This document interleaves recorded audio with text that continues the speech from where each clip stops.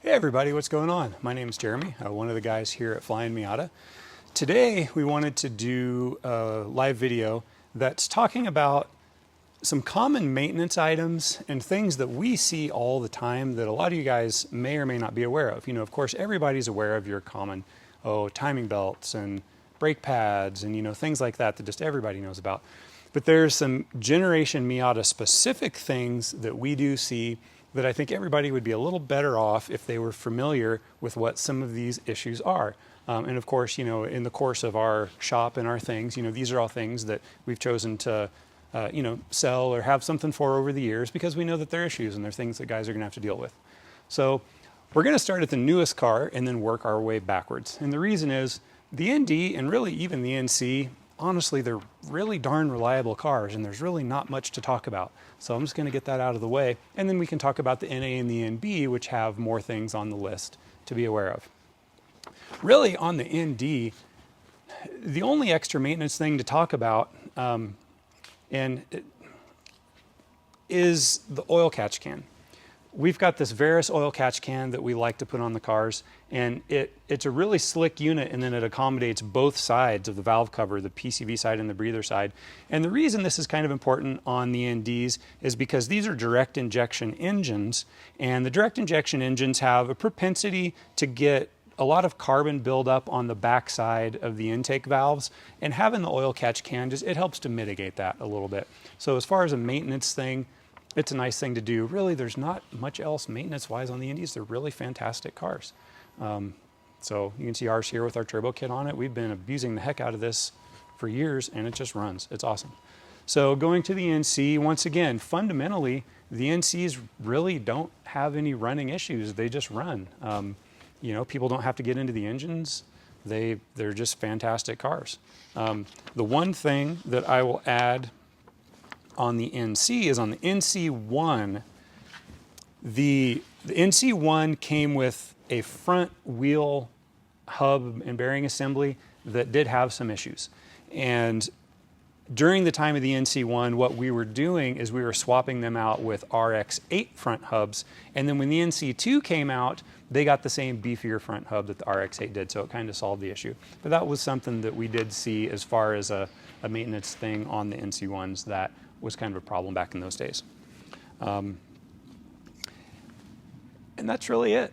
So, the early NCs had some transmission issues, but that's not really a maintenance thing. That's just, they just broke and they had to be fixed. But, that was kind of all corrected. So now let's move on to NAs and NBs because there's a lot more to talk about here. I've kind of got a cheat sheet because I wanted to write some things down to remember for everybody.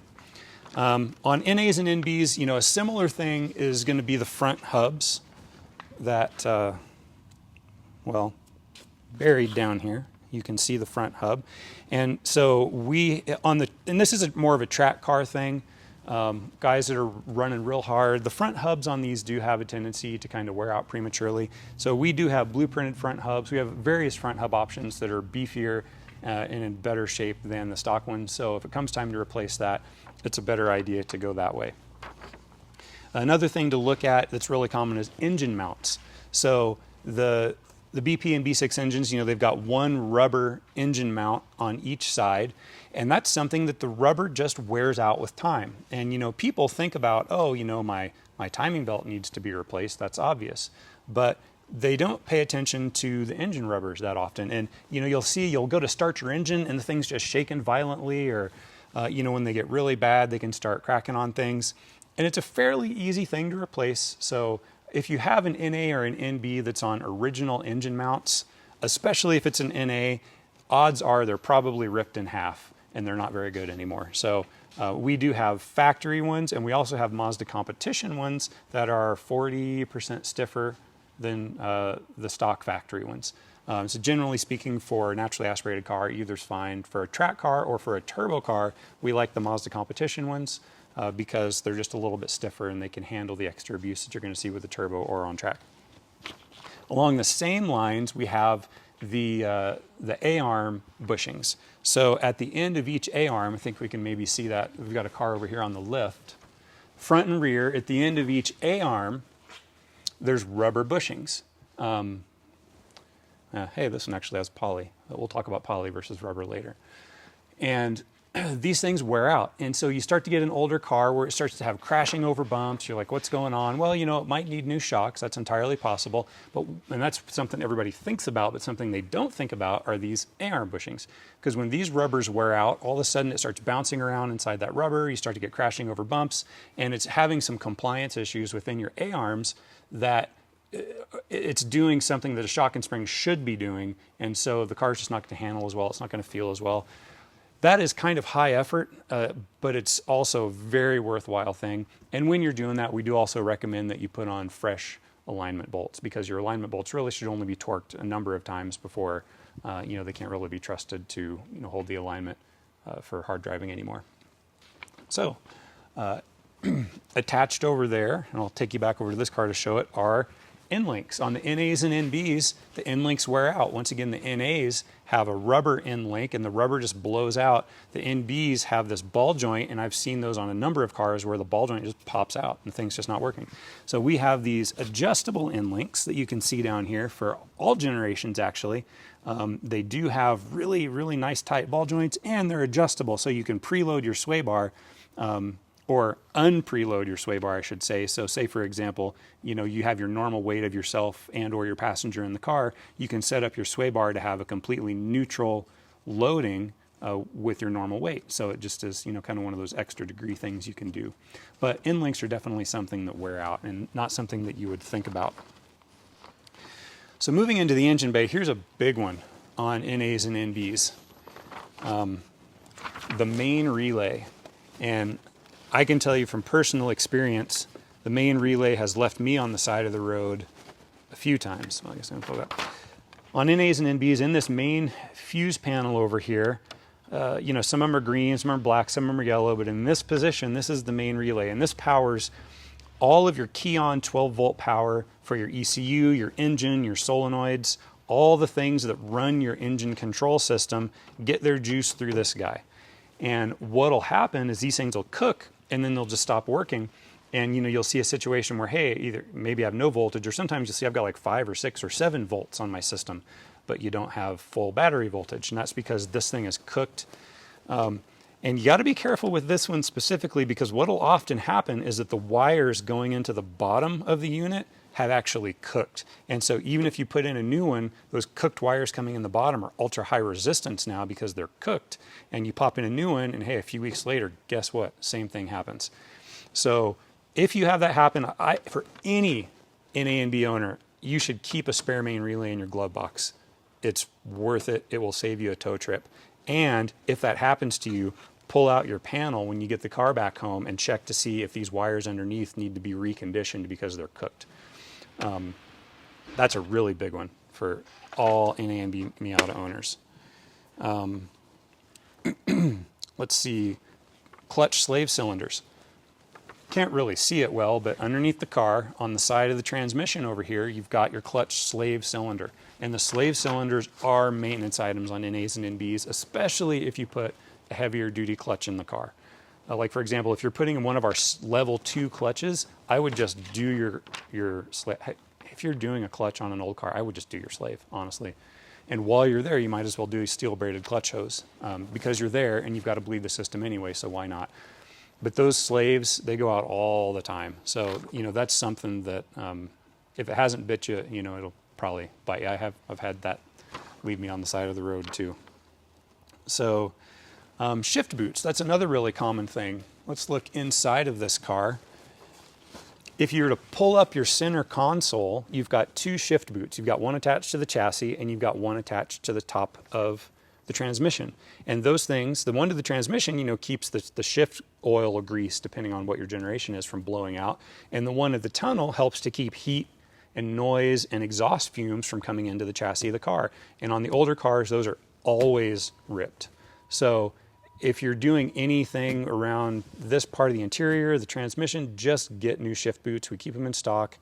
The older ones are always ripped. So, that's something to keep in mind. That's going to be an issue on all the cars. Also, especially on the old cars, radiators. If you still have a stock plastic radiator in the car, its days are well past numbered. This plastic, it's going to start to turn green. It's going to start to get weird colors. It's going to start to get brittle. It'll get so brittle that if you take off your radiator hose, sometimes the nipple will just fall off in your hand. It'll start to leak around the in tanks. The stock radiators on the NAs and Bs at this point are basically a broken down car waiting to happen. Best case scenario, and worst case scenario, you're going to blow your head gasket because you're going to overheat because you're not paying attention. So, you know, we've got our cross-flow radiator, which is all aluminum, which is a fantastic radiator.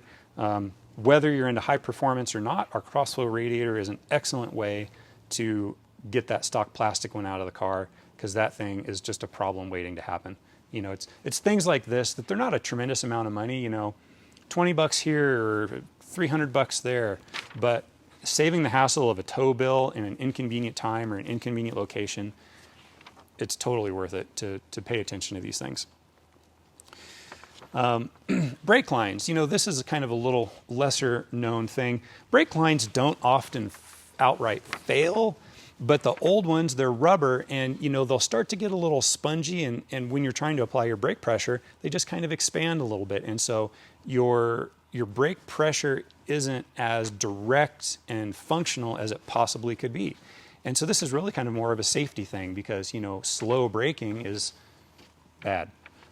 And we've got steel braided brake hoses they're super easy to replace, you know, for someone who's comfortable with working with hydraulic lines. And that's something that, you know, could save you from rear-ending. On that note, years ago we had a salvage operation, and it's worthwhile to note that almost every single Miata that we took in on that salvage operation was hit in the front because they failed to stop in time and they plowed into something. I can only remember one or maybe two Miatas that were rear-ended. It was all front-end collisions because they didn't stop in time. So we have big brake kits, we have brake lines, you know, things of that nature. So something to consider. Clutch, you know, clutch is one thing that everybody thinks about, and you know, we've got a really awesome level 1 and level 2 clutch. And the thing about our level 1 clutch is it gives you a lot more clutch holding capability without significantly increasing your pedal effort. So that's something that whether you have a turbo or not, it's a really solid upgrade over stock when your clutch eventually wears out, because clutches are a wear item. And so that's something to consider. And when you're in there doing the clutch, you know, we also always recommend to do the rear main seal, the transmission front main seal, you know, the slave and the slave hose for the clutch like we just talked about. And on NAs also like the cam sensor O-ring, which we'll talk about separately in a minute. Okay, let's talk about the drive shaft. The stock Miata drive shafts do not have replaceable U-joints. Drive shafts, they don't go bad often, but we're starting to see it more and more on the older cars. And when the drive shafts go bad, you'll start to just get a rotational clunking that is in parallel with your road speed. And so now we have a really nice drive shaft that this company makes for us that has replaceable U-joints. So not only is it a great alternative to replacing a stock drive shaft, but if down the road that thing has a problem, then you can easily just replace the U-joints without having to replace the entire drive shaft. So once again, not something that people really think about, but as these cars age, we definitely are seeing drive shafts go bad here and there. So something to consider. And then finally on my all cars list, let's see, I don't know if does this car have them?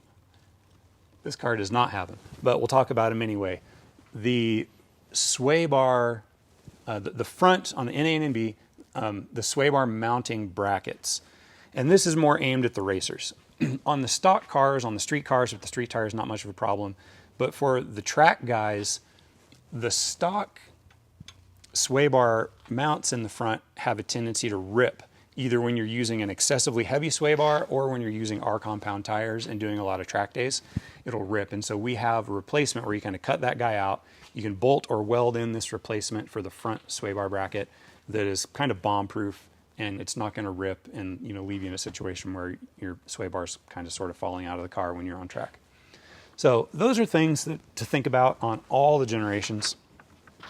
Now I've got a couple things to talk about that are a little more car specific. So on the NB, so on NB1s, which this is an NB2, fresh out of NB1s, but I'll I'll point it out anyway. On NB1s, the coil packs have a problem with going out. So, and then on all NBs, the cam sensor has a problem with going out. So on the NB2s, your cam sensor is back here. On NB1s, it's exactly the same sensor, but they just have it up here on NB1s.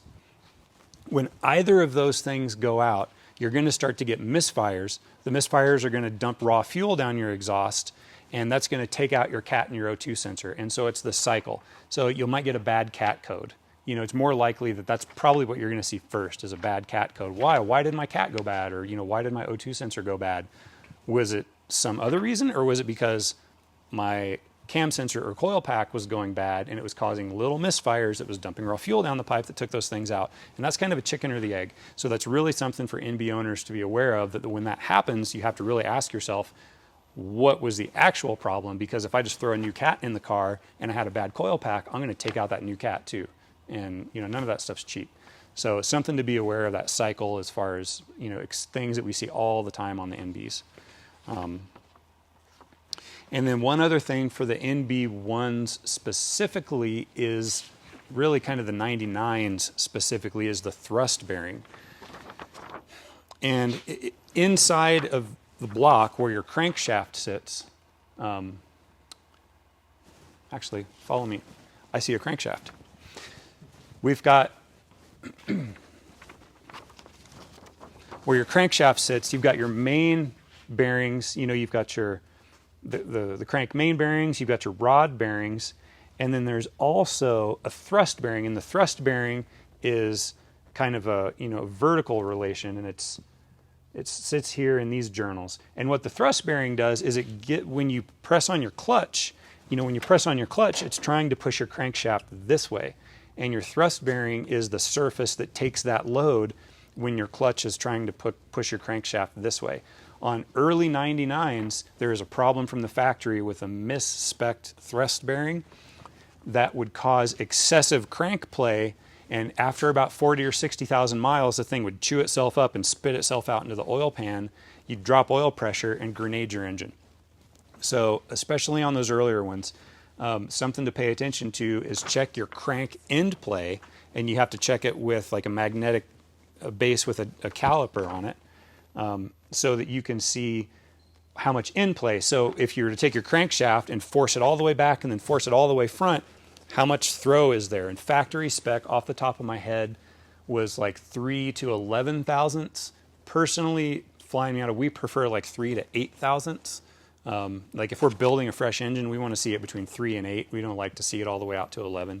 But 11's the factory spec. So something to pay attention to there. That's something that not a lot of people know about.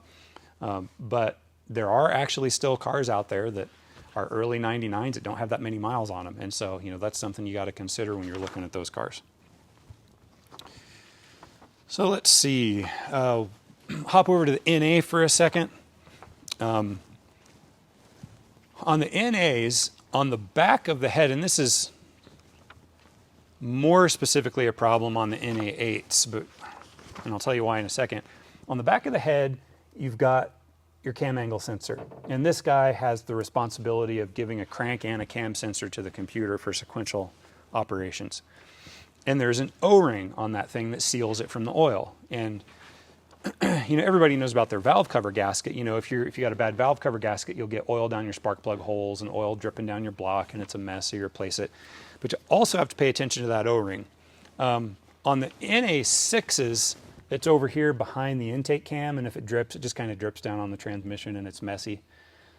On the NA8s, it's over here behind the exhaust cam, and the problem with that one is when that one starts to drip, it drips down on this heater hose that goes behind the head, and when hot oil drips on rubber hoses, it causes them to slowly fail. And so what'll happen eventually, beyond just making a mess with oil dripping, is you'll be driving down the road and then or what happened to me one time, I parked the car, and you know, after you park the car, when the water pump starts running, you get a spike in your cooling system of pressure. And I parked the car, got out, and all of a sudden I just hear because that spike of pressure was just finally enough to blow out that hose, because it had been dripping, it was weakening. So if you look down there and you see that hose, it looks wet, what'll happen, it'll start to sponge, and grow and get soft until it just blows out. So especially on the NA8s, that's something that a lot of people don't think about. You really have to pay attention to keeping that from dripping, and then keeping an eye on that heater hose to make sure it doesn't foul out from oil and fail, because probably not going to get lucky like me where it happened in my garage. It's probably going to happen when you're, on a road trip somewhere. So it's something to keep in mind. So actually, that's my list. That's that's a list of common maintenance items on all the generations that aren't necessarily obvious, but things that we've seen just by talking to people for decades about problems with their cars, and things that really aren't that big of a deal if you're aware of it, that you can keep an eye on it, have preventative maintenance, and hopefully have a more positive driving experience because you're on top of things and keeping the car more reliable. So that's my list. Did get a few questions submitted, so now that that's done, let me see if I can answer some of these questions, and then we'll call it a day. Let's see. One was, do you recommend Mazda Performance, so Mazda Comp engine mounts for a daily driver? Yeah, I don't have a problem with that at all, especially if it's a turbo car, because as long as they're the rubber ones, whether they're the stock stiffness or the 40% stiffer Mazda Comp ones, the Mazda Comp ones don't really introduce a significant amount of extra NVH, which is noise, vibration, harshness, into the car and into the driving experience. A little bit, not that much. Now, if you go all the way to polyurethane engine mounts, we've tried different durometers, and all of the durometers that we've tried have still introduced a little bit more NVH than even the Mazda Comp rubber units, at least in my opinion. Haven't driven them all. I will say on the differential mount, going to a stiffer differential mount will introduce more NVH into the chassis. So that's a different story than the engine mount. So when is it recommended to change a seal? Well, when it leaks. Seals kind of seal until they don't. So, if you start seeing oil dripping down things, it's time to go. I guess if you park the car all winter and you're looking for a project anyway, you can tear things apart and do it, or you can say if it's not broke, don't fix it, and just kind of wait for them to start to leak. So that's really it's your call. How can you tell if radiator hoses need replacing? Well, that's a good question. With radiator hoses, these are all fresh, but radiator hoses, they'll start to turn like green or brown. They're going to start to get hard, whereas, these are still nice and pliable because these are fresh. Old ones, they're going to discolor and they're going to just feel stiff. You'll be able to draw your fingernail through them and leave white stripes from your fingernail. Those are all indications that your radiator hose you're really past its life, and if you're smart, you'll replace it before it leaves you on the side of the road somewhere. Let's see, in frequently tracked cars with R-Comp tires, what are items that need to be replaced? Well, we covered the sway bar mounts. Another thing is going to be, the front hubs, which we covered. Those are things that are going to wear out faster. Basically, anything in that front steering system or the rear bearings, it's going to take more stress when you're driving R-Comp tires. It just is, and it's going to have a shorter lifespan. It's going to need to be replaced more often, and that's just the cost of going fast. Ball joints, I don't know if I have an opinion on if R-Comp tires are going to wear out ball joints faster. Sometimes ball joints just wear out. The steering rack and column, personally, I have not seen reliability issues with the steering rack and column that have to do with anything other than just age. So I don't really have an opinion there. Let's see, does my engine need to be retimed after a timing belt replacement? It depends. So on NA or NB, yes, most likely, because you're probably touching your cam angle sensor, and on NAs and NBs, adjusting this cam angle sensor is how you set your base timing. I'm not going to teach you how to do it right now. There's lots of tutorials on the internet for showing that. And most likely when you do your timing belt, things are going to get jiggled around, and you're going to want to check that with a timing light when you're done to be thorough and to make sure that it's done correctly. Now on NBs, NCs, and Ds, there is no user adjustment for setting your base timing. So as long as you hang it correctly, it just is what it is. So with a stock computer, if you have a standalone computer, for example, you can have control over that, but then you would know. Let's see. How often should I change the coolant in a turbocharged application, and does it differ from non-turbo? For coolant, in my opinion, I don't think it really differs. I would just go by the factory service recommended change interval. Oil is a different story. On the turbo cars, oil is going to get hit a lot harder from blow-by, etc. And then it really depends on just how hard you're driving the car and what your conditions are. So there's not really rules of thumb beyond paying attention to the factory service manual and what Mazda tells you as a recommendation. That's always the official recommendation. Pragmatically, how much do you drive the car? How hard do you drive the car? Do you live in a dry environment? Do you live in a humid environment? Do you live in a hot environment, cold environment? Those are kind of things to take into account. And with a turbo car and the oil, yes. There's times where if you've got a turbo car that, has some blow-by, you might have to change it after each track day. And how I like to recommend going about that beyond just mileage interval in the turbo cars is you pull your dipstick and look at your oil on your dipstick. And if the oil is so dark you can't see your dipstick through your oil, it's time to change the oil. I don't care how many miles are on it. And if you find that you're doing that with ridiculously low miles, and that means your car has a lot of blow-by and you probably have other issues. Catch can, might need a rebuild, something of that nature. Let's see, how far past 100,000 can I safely go for my 100,000 mile service?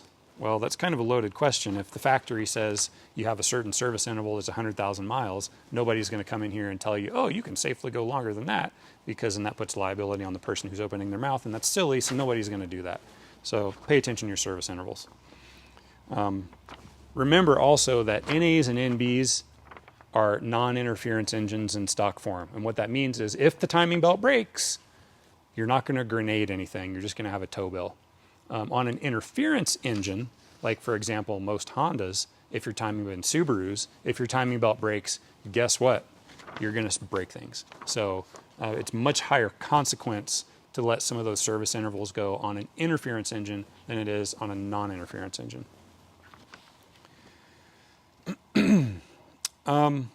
Is adding an oil cooler to an NB that sees occasional track use worth doing? Yes, on a turbo car, an oil cooler is always a good idea. On a turbo track car, an oil cooler is definitely a good idea. If you also happen to drive the car in the middle of winter, then you might want to cover up the cooler just to get your oil up to temperature, because it is important that your oil temperature regularly comes up to over boiling. You don't want a situation where your oil is never up to temperature, because then, especially if you live in a humid environment, you're going to have condensate. We live in a dry environment, so we don't have condensation on our glasses, for example. We can get a cold soda with ice cubes in it and the outside of the glass is bone dry where we live. But most places that's not the case. If you live somewhere that has humidity, there's going to be condensation that just happens. Like when you start your car and it drips a little bit of water out the tailpipe. That's the condensation blowing out from the big temperature changes, the humidity in the air, et cetera, et cetera. That also happens inside your engine to an extent, and you get that condensation in the oil. And so the way that you keep that clean is by getting your oil temperature up to above boiling, so that that water has a chance to boil, evaporate out. And so if you're always running 165 degree oil, you're actually going to contaminate it.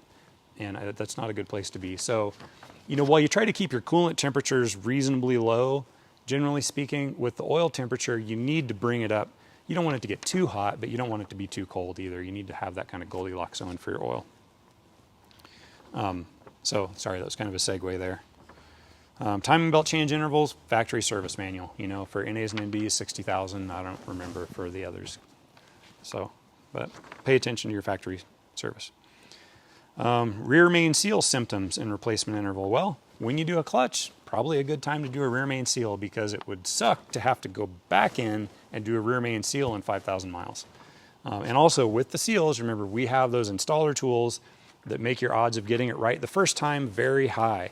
The rear main seal is a big sucker, and it's without an installer tool like we have, it's really easy to get it in just a little bit cockeyed, and then the first time you start up the car, realize you have a problem because it starts leaking out. So those seals are worth it, or the tools are worth it. As far as symptoms, well, dripping oil out the pilot hole in the bell housing, that's a pretty obvious symptom. That's the easy part. The tough one is that when the leak gets so bad that it actually contaminates your clutch disc, you don't want it to get that bad. So, if you start getting some drips on your driveway under your transmission bell housing, well, maybe it's time to go ahead and do your clutch and do your seal. So, life mileage to expect out of a clutch. This is a great question because there is no answer. It depends on how hard you drive. I mean, I can't tell you how many people that I've seen that sit there with their foot on the clutch at a stoplight and preload the thing, or just slipping the heck out of it to get the thing started, because the clutch is directly, or they install it and maybe they never adjust it when they install it, or they install it and they adjust it once, but then they don't adjust it again after the break-in period. So,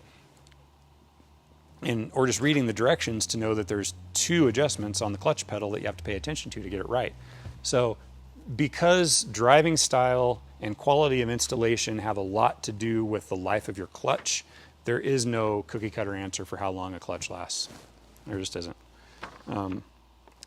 What brand and weight of fluids do we recommend? Well, for the driveline fluids, it's pretty straightforward. For the engine, we use Redline oils. We got a lot of different weights on the website, and that's because the different generations of car all call out different weights. And you'll see what they call out in the factory service manual.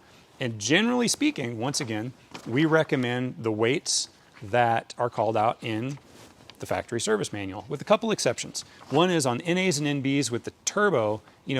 Without the turbo, we just run 1030. With the turbo, we like to run 1040. And that's just how we've always done it, for decades.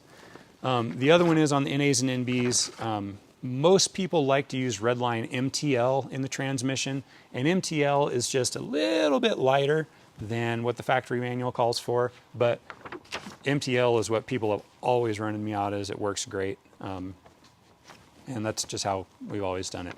Aside from those 2 things, we just use what's in the factory service manual, and we use Redline brand in whatever weights are called out. So let's see. Do we have any? We get at least one. Yeah. So Travis says we've got at least one question that's come in, so let's see what we got. First thing, are there any other maintenance items that are notable for the first-gen NC cars? So any other maintenance items that are notable for the first-gen NCs? Well, we covered the front hubs, which are really the only thing. NCs just don't really break. So maybe in another 10 or 20 years, things will start to happen to them. But I actually passed it around the office and said, hey guys, can you think of anything else for NCs and NDs to talk about? And really wasn't much to talk about. They're just reliable cars. Travis? Any reason not to use a synthetic oil on a completely rebuilt engine? So synthetic oil on a completely rebuilt engine, whether the engine is rebuilt or not, really doesn't have much to do with it. Here's how we've always done it. When it comes to oils and when it comes to engine break-in, there's as many theories as, you ask 5 engine builders, you're probably going to get 5 different answers. How we've always done it is kind of a traditional way. For any new engine, we always break it in on standard dyno oil. Specifically, we use just a straight 30 weight non-detergent oil. And we run that.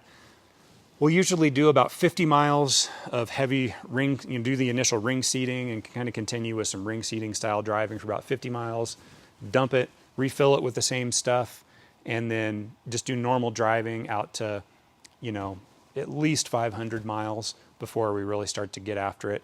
And then about 1,000 miles, if we're not seeing any consumption issues or anything weird, after 1,000 miles, then we'll switch over to synthetic. So whether, that's a brand new car off the lot, I've actually bought new cars and I've kind of done that myself just because that's how we've always done it and I don't know what they did and stuff. Or if we've built engines here, it's always worked out really well for us. So, we haven't had a reason to do anything different. Another question? How important is it to use the exact same oil in the turret as in the transmission of an NA 5-speed? So the question is about using the same oil in the turret versus the transmission of an NA 5-speed. And the answer is it makes absolutely no difference because they're not connected. The transmission of the NA 5-speed is its own unit, and that's where most people use MTL, Redline MTL. For the track guys, or if you've got a leaky transmission and you just want a thicker oil because you don't want the thing leaking on the ground as much, then we'll use the 7590, yeah, I think it's a 7590 transmission oil. The turret is its own sealed container. You can use any spare oil you've got on the shelf. I mean, it's literally just, you know, keeping the shift lever mechanism lubricated. So personally, I would have no issue with any automotive-based oil I happen to have on the shelf. I would just toss it in the hole, and they'd be fine. Okay, last maintenance-related question so far. Any maintenance required on the FM intercoolers and intercooler pipes or turbo equipment that is different than normal cars? Okay, so additional maintenance required for basically turbo components on a turbo car. Well, on a turbo car, you're going to have to pay more attention to your oil changes. It just is what it is. As far as additional maintenance, you know, here's one example. No. Things to consider. Personally, I think all turbo cars should get an oil catch can.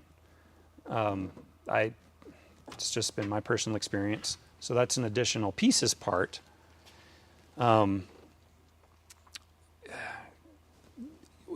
that a lot of turbo owners don't think about is getting, better plugs and wires. You know, they'll throw on the turbo kit, but they'll just leave the stock plugs and wires. You know, we use the MagnaCore 8.5 millimeter plug wires on all the turbo cars, and then we use a one-step colder spark plug. You know, an NGK Heat Range 6 spark plug that we gap down to 28 thousandths. Because if you get over about 38 thousandths plug gap on the turbo car, sometimes you can get misfire issues from that.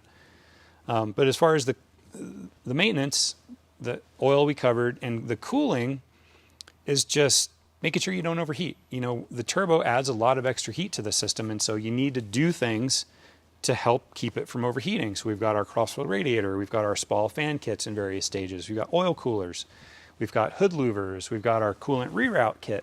And I don't know if I necessarily call that maintenance, but it's just being wise, doing as many of those things as you need to make sure that under all of your driving conditions, that your coolant temperatures stay stable. And where that's really going to become more of an issue for most people is either if they're taking it to a track or in the summertime with the air conditioner on. Because running the turbo car in the summertime with the air conditioner on definitely taxes the system. So, you know, just doing what you have to keep it cool, and running a 70-30 mix, so 70% distilled water, 30% regular green antifreeze. Or for people that are never ever going to see freezing temperatures, running distilled water with Redline water wetter. But just remember that will freeze. So something to keep in mind there. Yeah, really, it's the turbos are if you're somebody who pays attention, they're really pretty reliable. Anything else? Okay. Well, then I guess that's it for today. You know, just wanted to cover some maintenance things. Everybody thinks about the common stuff, but these are a number of things that maybe you might not be aware of. And you know, if I can save somebody a really bad day because they kept a main relay in their glove box, then I think that's awesome. So hopefully you guys all got something out of this. If you have any questions, you can reach out to us, support@flyinmiata.com, or give us a call. And thank you guys for watching. Have a great day.